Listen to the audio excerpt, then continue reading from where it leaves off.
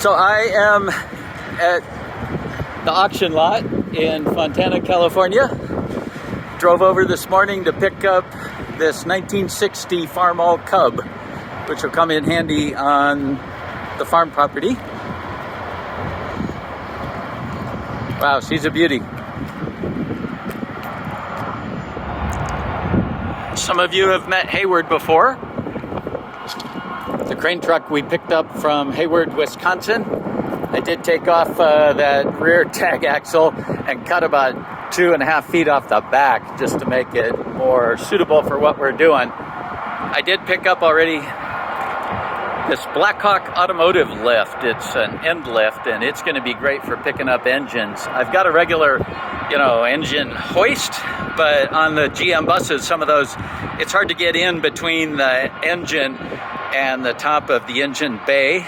And so this will be nice. It'll give me an option for picking up things from down below. But this is the real reason I came here. Man, it's gorgeous. I did not expect the paint to look so good. I mean, look at that shiny copper. And the best part is, well, gotta put the clutch in, but we didn't know if it ran. I was pretty confident it'd run. She's definitely free. I haven't even checked to see if there's gas or anything. Make sure the fuel's on, check the ignition, but it cranks over, so that's a really good sign.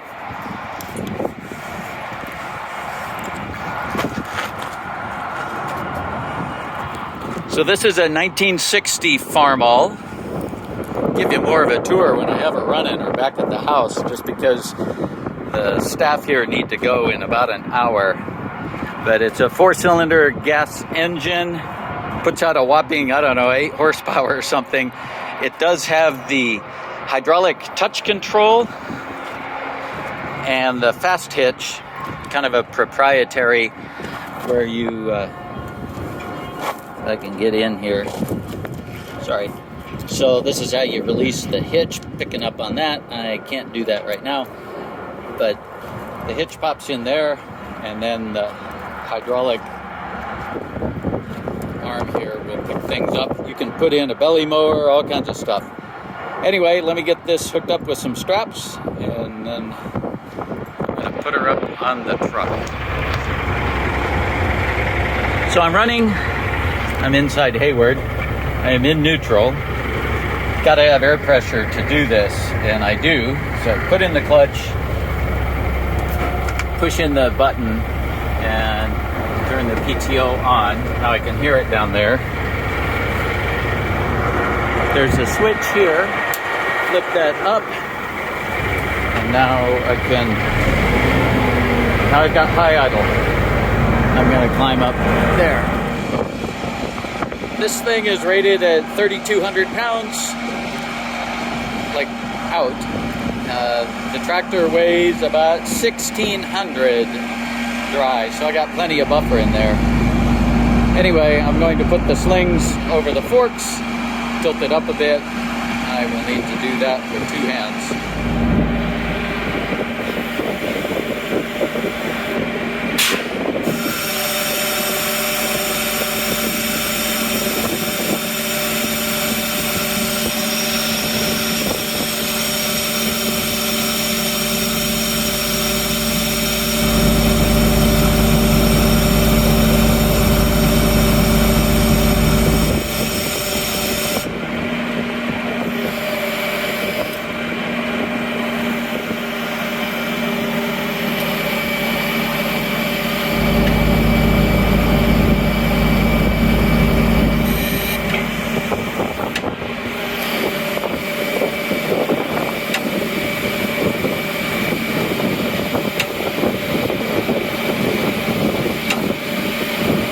It's gonna take 2 hands now. Well, maybe I can. Here, let me switch.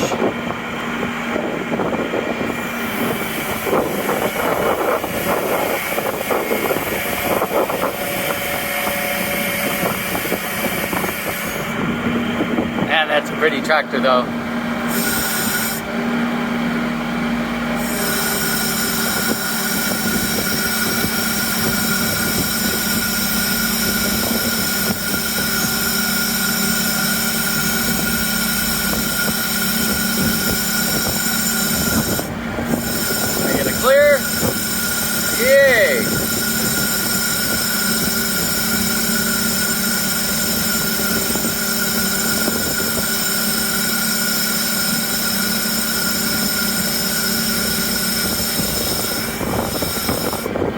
me rotate.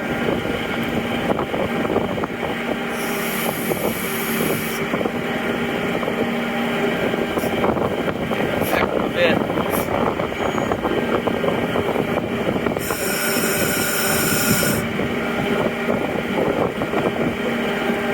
Switch hands, left hand, boom down.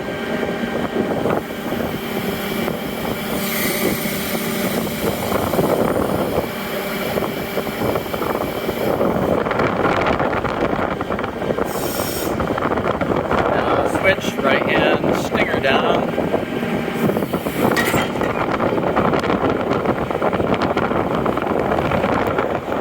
Left hand, tilt the forks down.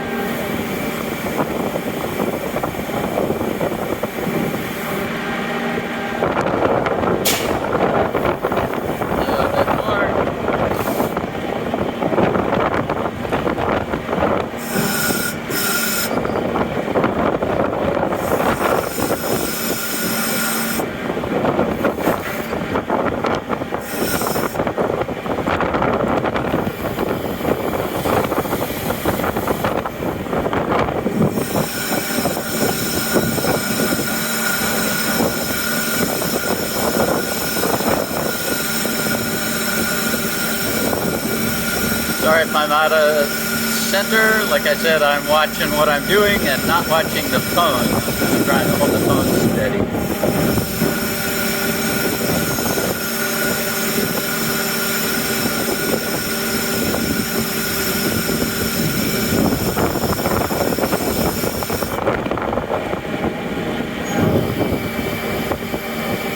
All right, switch hands.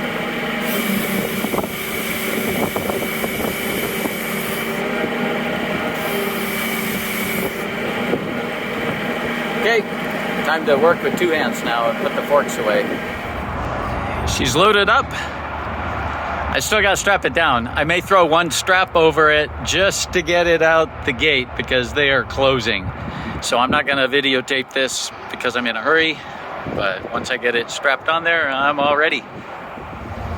I left Fontana with the tractor, the yet to be named tractor.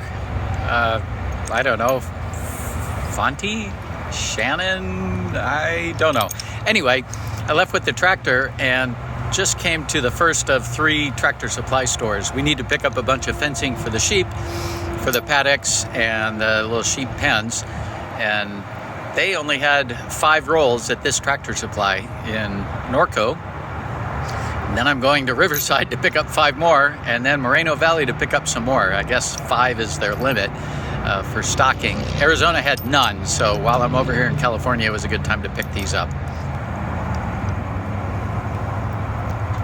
And while I'm at the Tractor Supply, the one in Norco, my first of 3, I thought I would check out an issue with the air conditioning. It's not super hot. It's actually pretty pleasant, but my AC was working intermittently. If it just quit altogether, that'd be maybe a broken belt or something else more serious, but it was just a little bit intermittent, and so I popped the hood open while I had the AC on and saw that the compressor was turning, but just very slowly, and it was a little loose. And when I looked down, I realized that this bolt, which goes through here, had no nut on it. So I just went into Tractor Supply, grabbed an iced tea and a nut, and I will put this back together and tighten that up, and hopefully I've got air conditioning for the drive home across the Arizona and California desert.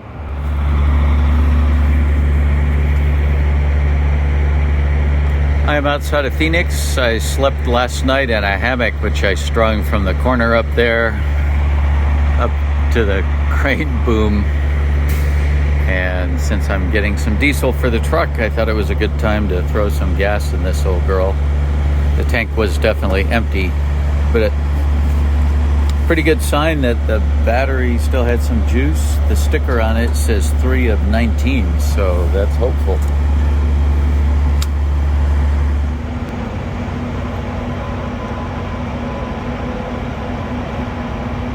Well, if you ever woke up and you wondered just how many gallons does a Farmall Cub hold, it's about that much. She was really bone dry, but she's full now. We are home. So this is where we plan to use whatever her name is. So I picked up all my fencing, ended up having to go to 3 different Tractor Supply stores in California to get 8 rolls, 250 T-posts.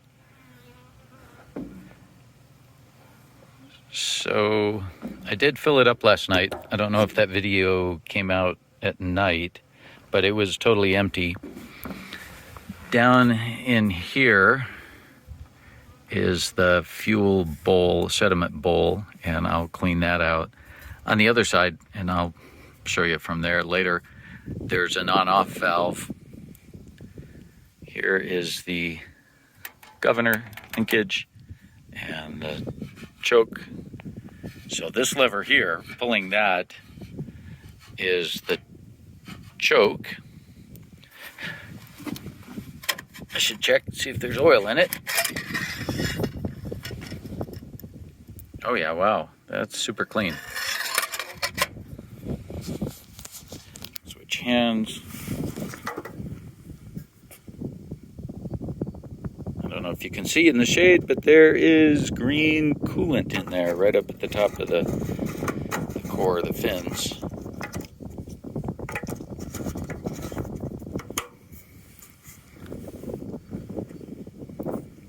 Intake.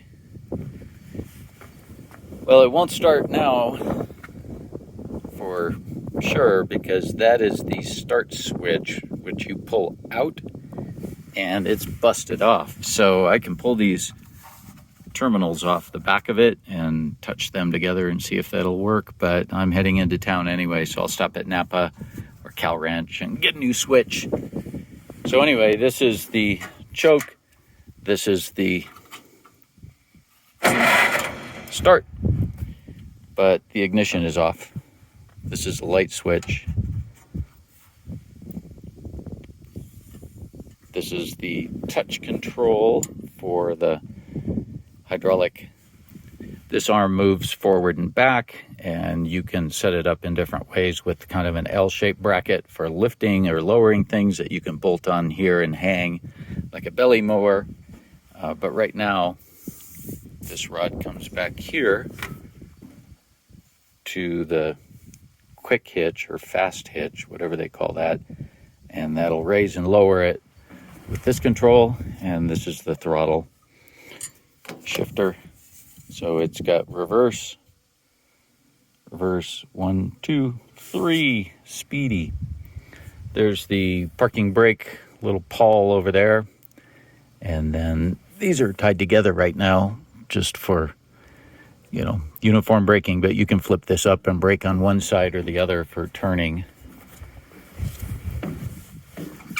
This changes the angle, so if you're using a plow or something, you can tilt this back and forth by raising one side. And then for raising the front of the drawbar down there to change the pitch angle, you would use that lever there. Pick that up and turn it. I haven't tried it. It turns right on. Well, let me get a new switch, and then we'll see if this thing will start. I forgot I was coming around to this side. So let me reach my hand in. Here is the shutoff, which I think when it's pointed down like that is on for flow, and sideways would be off. I think. I'll verify that. Oil pressure gauge in there. You can't really see it unless you look down. Oh, sorry, almost dropped the camera. Distributor here. There's a little bit of oil on the bottom of that, so I'm gonna pop the cap off and just see if the contacts and everything in the rotor and the cap are dry. Oh my gosh. Sorry, I watch these videos and people are like, wow, yippee. But I will say that surprised me. Look how clean those are. That looks like a pretty new cap. I don't see anything any, get that out of the way, sorry.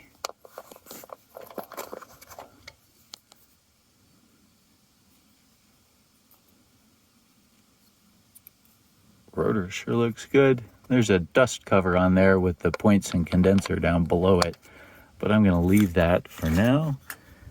All right, it'll take two hands for me to put the distributor cap back on. This is a 12 volt. They do, or did, make these in 6 volt, but this is a 1960, so I'm guessing it was originally made as a 12 volt. It's got a 12 volt gauge in the dash and in the panel. It's got an alternator up here. And what is that? 215888 or 838. I think it's 215888J, Juliet. Got the distributor cap back on. It is notched, so you can only orient it on one way. And then here's the starter.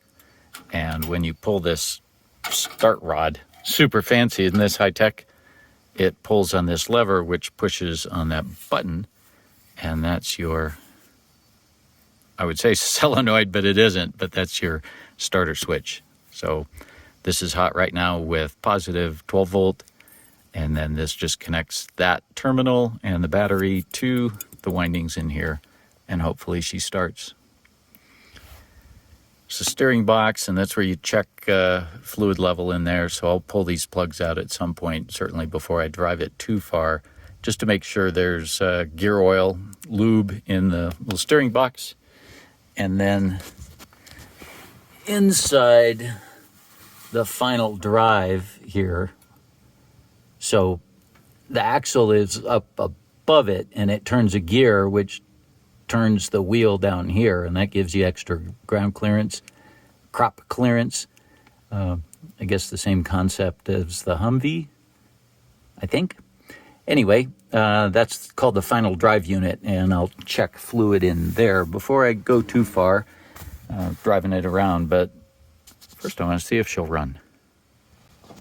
Well, normally, at least I think normally, there would have been a pull knob there, but on looking at that more closely in the light, it looks like that's some kind of a cheap plastic key switch. There's not a round hole in the middle. I just figured the pull knob was busted off, but there's definitely a slot there. I tried putting a screwdriver in it. It doesn't turn. I'll swap that out with a regular switch since I'm running into town anyway, and while I'm gone, I will throw this on the charger. I actually found these tucked in behind the battery to fill up space in the battery box, so I wonder if one of the bigger batteries I have will fit in there. I don't know if this one's good or not, but I will check anyway. I'll throw it on the charger, and then when I come back, see if we can't get this thing to fire. That is an amazing sound. I couldn't wait. I pulled that key switch out and disconnected the wires and just taped them together, and then turned on the headlights just to make sure I had power. Gave it a little choke. She started right up.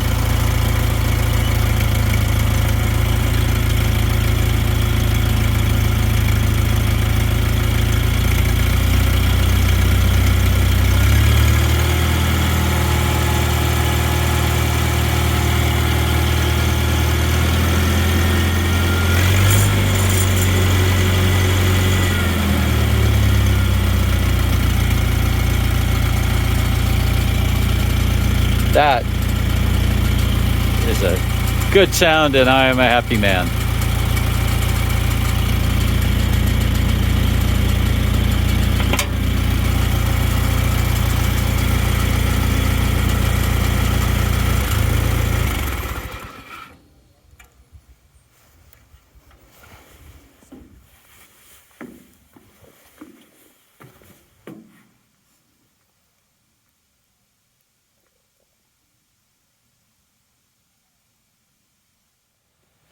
That was a fantastic sound. I'm so glad that she's running. She sounds great.